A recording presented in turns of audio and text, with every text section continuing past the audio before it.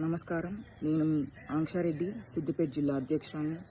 నిన్న నైట్ ఏదైతే ఇన్సిడెంట్ జరిగిందో, ఒక మహిళపై ప్రతాప్ అనే వ్యక్తి దాడి చేయడం జరిగింది. ఆ ఇన్సిడెంట్ చాలా బాధాకరం, భయంకరం. మా పార్టీ నుంచి ఆ వ్యక్తిని పర్మనెంట్గా తీసివేయడం జరిగింది. అదేవిధంగా సిపి గారితో మాట్లాడడం జరిగింది.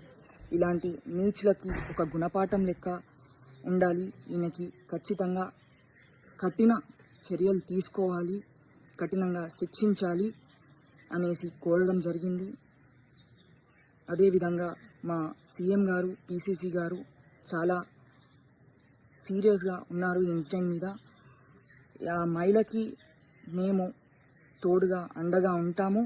ఖచ్చితంగా ఆ మహిళకి న్యాయం జరిపించే విధంగా మేము ఆమెతో పాటు ఉంటామని మాటిస్తున్నాను.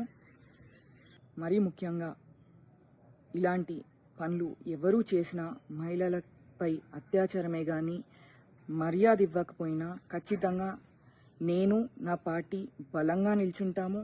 ఆ వ్యక్తి ఎవరైనా, నా పార్టీ వ్యక్తి అయినా, నా ఇంటి వ్యక్తి అయినా ఖచ్చితంగా తీవ్రంగా చర్యలు ఉంటాయి. జై హింద్.